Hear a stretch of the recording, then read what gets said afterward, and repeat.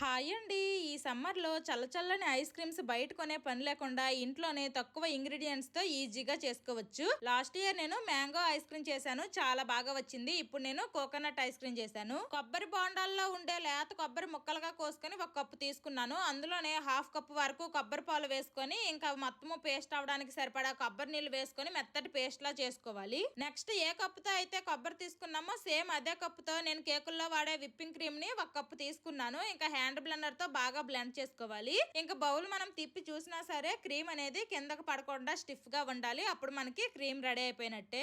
ఆ whipping cream లో మనం ముందుగా రెడీ చేసి పెట్టుకున్న కోకోనట్ పేస్ట్ ని వేసుకోవాలి. ఇంకా మనం తినే తీదానానికి సరిపడా మిల్క్ మేడ్ వేసుకొని ఇంకోసారి హ్యాండ్ బ్లెండర్ తో బాగా బ్లెండ్ చేసుకోవాలి. నేను ఇంతవరకు కోకోనట్ ఫ్లేవర్ ఐస్ క్రీమ్ బయట మార్కెట్ లో కూడా కొనుక్కొని తినలేదు. ఫస్ట్ టైం ఇంట్లో ట్రై చేశాను. అసలు మీలో ఎవరైనా కోకోనట్ ఫ్లేవర్ ఐస్ క్రీమ్ తిన్నారో లేదో కామెంట్ చేయండి. ఫైనల్ గా చిన్నగా కట్ చేసుకున్న లేత కొబ్బరి ముక్కలు వేసి బాగా కలిపి ట్రేలో వేసి ఫుడ్ వ్రాప్ చేసేసి ఇంకా ఫ్రీజర్ లో 6 అవర్స్ ఉంచితే చాలు మనకి కోకోనట్ ఐస్ క్రీమ్ రెడీ అయిపోద్ది. నేను ఒక నైట్ మొత్తము ఫ్రీజర్ లో పెట్టాను. నెక్స్ట్ డే మార్నింగ్ తీస్తే ఐస్ క్రీమ్ చాలా బాగా వచ్చింది. నార్మల్ గా మనం ఇంట్లో చేసే ఐస్ క్రీమ్లు ఏంటంటే మనం ఎంతసేపు ఫ్రీజర్ లో పెట్టినా కొంచెం సాఫ్ట్ గానే ఉంటది. కానీ ఈ కోకోనట్ ఐస్ క్రీమ్ మాత్రం చాలా హార్డ్ గా బాగా వచ్చింది. మధ్య మధ్యలో లేత కొబ్బరి ముక్కలు తగులుతూ టేస్ట్ సూపర్ వచ్చింది. అసలు మాట లేవు, ఇంత బాగా వస్తుందని నేను అనుకోలేదు. మా పిల్లలు కూడా చాలా ఇష్టంగా తిన్నారు. ఎవరైనా ట్రై చేయకపోతే ఇలా ఒకసారి ట్రై చేయండి, మీకు నచ్చుతుంది. Bye bye.